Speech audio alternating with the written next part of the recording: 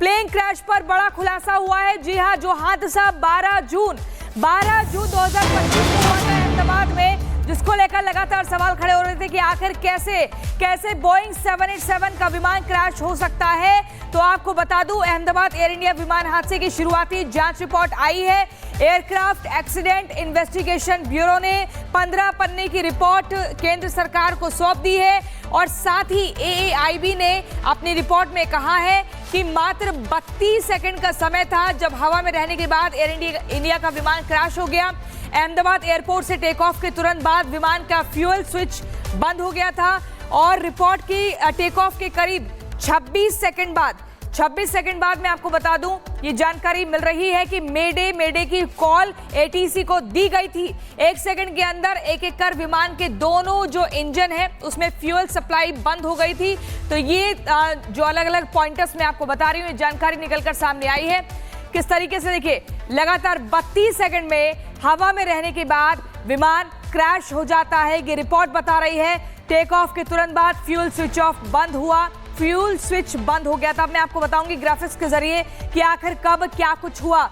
जरा गौर से इस टाइमलाइन को देखिए। मैं आपको बता दूं, 1:38 पर इंजन 1 स्विच कट ऑफ से रन में गया है। स्विच कट ऑफ से रन में जाता है। फिर वहीं 1:38 पर आगे जो होता है 39 मिनट की मैं बात करूं दोपहर की, तो पायलट ने मेडे का ऐलान किया। मेडे एक इमरजेंसी शब्द होता है और ये जब कॉल की जाती है इसका मतलब बहुत ज्यादा जरूरत है। 1:44 पर दोपहर में एयर इंडिया का विमान हादसे का शिकार हो जाता है। तो कुछ ही सेकंड्स में, कुछ ही मिनट्स में क्या कुछ हुआ ये मैंने आपको बताया। एयरक्राफ्ट एक्सीडेंट इन्वेस्टिगेशन ब्यूरो की रिपोर्ट में एयर इंडिया विमान के कॉकपिट में बैठे दोनों पायलट की बात का भी जिक्र किया गया है। रिपोर्ट के पेज नंबर 14 पर लिखा है, जब विमान के दोनों इंजन 1 सेकंड के गैप में अचानक बंद हो गए तो पायलट ने दूसरे पायलट से पूछा कि तुमने फ्यूल स्विच क्यों बंद किया। दूसरा साथी पायलट कहता है कि मैंने फ्यूल स्विच बंद नहीं किया है। तो दोनों की जो कॉन्वर्सेशन है पायलट और को पायलट की, वो सुनी गई है। पायलट पूछता है कि तुमने फ्यूल स्विच क्यों बंद किया, तो को पायलट कहता है कि मैंने बंद नहीं किया है। ये पायलट की जो आखिरी बातचीत है, ये आपको मैं बता रही हूं कि क्या कुछ निकलकर सामने आया है, क्योंकि बार बार ये कहा जा रहा था कि ब्लैक बॉक्स जैसे ही सामने आएगा, उसकी जब जांच पड़ताल होगी तब पता चलेगा कि आखिरी क्षण में क्या कुछ बातचीत हुई थी। हमारे संवाददाता जतिन हमारे साथ जुड़ गए हैं। जतिन, ये बोइंग 787 का विमान एक वाइड लाइनर विमान कहा जाता है और इस तरीके से हादसे का शिकार हो जाए तो हर किसी को हैरान करेगा ही। लेकिन जब ये रिपोर्ट सामने आती है 15 पन्नों की, तो इसमें सिलसिलेवार तरीके से बाकायदा टाइमिंग मेंशन होती है, पायलट्स की कॉन्वर्सेशन का जिक्र होता है और यहाँ पर मुख्य तौर पर जो वजह है वो फ्यूल स्विच को लेकर हो रही है। पायलट को पायलट से कहते हैं कि आपने फ्यूल स्विच क्यों बंद किया और वो कहते हैं कि मैंने बंद नहीं किया। इसको लेकर और क्या जानकारी? बिल्कुल, देखिए 32 सेकंड की उस पूरी टाइमलाइन का जिक्र इस रिपोर्ट के अंदर किया गया है। हालांकि अभी तक हर कोई ये सवाल खड़े कर रहा था कि दोनों इंजन एक साथ बंद कैसे हुए। ये रिपोर्ट उस सवाल का जवाब दे रही है और जवाब ये है कि फ्यूल स्विच बंद हो गया। हालांकि इसको लेकर जब ब्लैक बॉक्स में दोनों ही पायलट, एक पायलट और एक उसका को पायलट, दोनों के बीच में बातचीत का भी जिक्र इस रिपोर्ट में किया गया है, जिसमें पायलट बोल रहा है कि फ्यूल स्विच बंद क्यों किया। उसकी तरफ से जवाब आ रहा है कि मैंने नहीं किया। मेडे करके जो कोड है इमरजेंसी बात जो है वो ATC को भेजने की कोशिश भी की गई, लेकिन टाइमिंग बहुत कम। देखिए 1 सेकंड के अंदर जैसे ही फ्यूल स्विच ऑफ होता है, 1 सेकंड के अंदर पहला इंजन जो है वो बंद होना शुरू होता है और दूसरा इंजन महज 4 सेकंड के अंदर बंद हो जाता है। तो कहीं ना कहीं ये इन्वेस्टिगेशन बता रही है कि फ्यूल का जो सप्लाई था वो इंजन के पास नहीं हुआ और यही कारण था कि जो एक तरीके से दोनों इंजन डैमेज हुए, दोनों इंजन वर्क करना बंद किए और जो विमान 180 नॉटिकल माइल्स के रफ्तार से टेक ऑफ कर रहा था वो सडनली नीचे गिरना शुरू हो गया।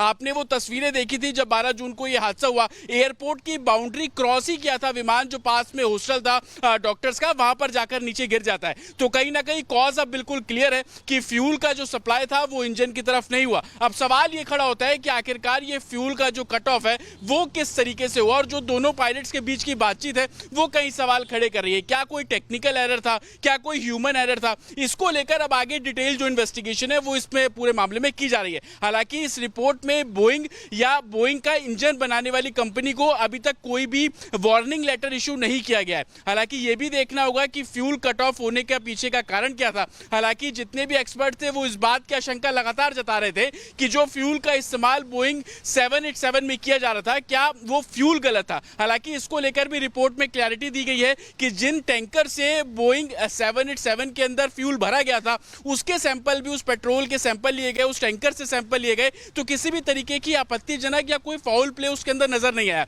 लेकिन जो इंजन में सप्लाई होने वाला फ्यूल था वो कट ऑफ हुआ। हालांकि उसके पीछे अब कारण क्या है, इसको लेकर जो ब्लैक बॉक्स को और अध्ययन किया जाएगा तो तमाम चीजें निकलकर सामने आएंगी। लेकिन इनिशियल इन्वेस्टिगेशन ये बिल्कुल बता रही है कि एक पायलट अपने को पायलट को साफ तौर पर बोल रहा है कि फ्यूल बंद क्यों किया, और उसका जवाब मिल रहा है कि मैंने नहीं किया। हालांकि इस रिपोर्ट में यह भी जानकारी दी जा रही है जो कि फर्स्ट ऑफिसर थे वो विमान को फ्लाई कर रहे थे, जब टेक ऑफ था वो फ्लाई करने का जो ऑपरेशन था वो फर्स्ट ऑफिसर कर रहे थे, जो कप्तान थे उस विमान के अंदर वो मॉनिटर कर रहे थे। इस तरीके की डिटेल बातें भी लिखी गई हैं। लेकिन सबसे बड़ी बात, फॉल्ट किसका था, फ्यूल जो सप्लाई होना था इंजन में वो किस कारण से बंद हुआ, क्या वो कोई ह्यूमन एरर है या कोई टेक्निकल एरर है, इसको लेकर अभी इन्वेस्टिगेशन आगे भी की जाएगी। लेकिन जो सवाल लगातार लोग पूछ रहे थे कि आखिरकार दोनों इंजन एक साथ बंद कैसे हो सकते हैं, उस सवाल का जवाब इस रिपोर्ट में साफ तौर पर देखने को मिल रहा है कि 1 सेकंड के अंदर जैसे ही फ्यूल कट ऑफ हुआ पहला इंजन बंद होता है और उसके महज 4 सेकंड के अंदर दूसरा इंजन। इस रिपोर्ट को जब आप अध्ययन करेंगे तो आपको यह भी समझ आएगा कि पायलट्स ने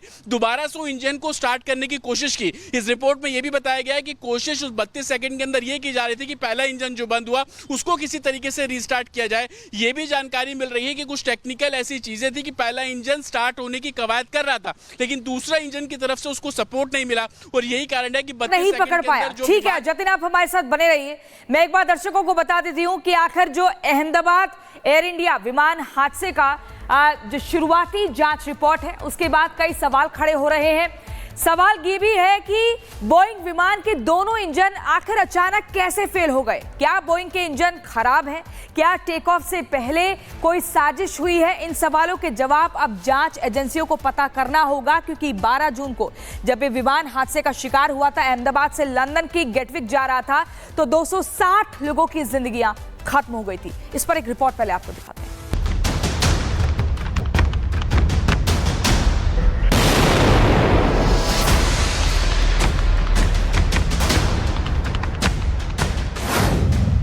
तारीख 12 जून 2025, जगह अहमदाबाद एयरपोर्ट, विमान एयर इंडिया ड्रीम लाइनर। एक ऐसा हादसा जिसे भूल पाना मुश्किल है, और भूल पाना मुश्किल है उस दर्दनाक दोपहर की यादें। 32 सेकंड में सैकड़ों परिवार के घरों में मातम छा गया। पूरा का पूरा परिवार खत्म हो गया और किसी की पहली उड़ान आखिरी साबित हुई। इस हादसे के बाद पूरी दुनिया में एक ही सवाल था कि आखिरकार एयर इंडिया ड्रीमलाइनर कैसे हादसे का शिकार हो गया। उस वक्त लोग अलग अलग अनुमान लगा रहे थे, लेकिन अब जो रिपोर्ट आई है वो चौंकाने वाली है। रिपोर्ट के मुताबिक टेक ऑफ के 1 सेकंड बाद विमान के दोनों इंजन अपने आप बंद हो गए थे, जिसके बाद विमान क्रैश की नौबत आ गई। रिपोर्ट के मुताबिक टेक ऑफ के तुरंत बाद फ्यूल स्विच बंद हो गए थे और दोनों इंजन में फ्यूल जाना बंद हो गया था। हालांकि इंजन फेल होने के बाद रैम एयर टरबाइन चालू किया गया, लेकिन तब तक काफी देर हो चुकी थी। पायलट ने 1:39 पर मेडे कॉल किया और फिर विमान 32 सेकंड हवा में रहने के बाद हादसे का शिकार हो गया। ऐसे में सवाल यह है कि टेक ऑफ के तुरंत बाद क्यों बंद हुए दोनों इंजन। कॉकपिट वॉइस रिकॉर्डर से पता चला है कि दोनों पायलट कट ऑफ को लेकर असमंजस में थे। वैसे अभी ये शुरुआती जांच है। बता दें कि एयर इंडिया ड्रीमलाइनर में कुल 242 यात्री सवार थे, जिनमें से 241 की मौत हो गई थी। विमान टेक ऑफ के बाद बीजे मेडिकल कॉलेज हॉस्टल की इमारत से टकरा गया था, जिसके चलते हॉस्टल के छात्रों की मौत हो गई, जबकि कई घायल भी हुए थे। कुल मिलाकर हादसे में 270 लोगों की जानें गई थी। Bureau report, Republic Bharat.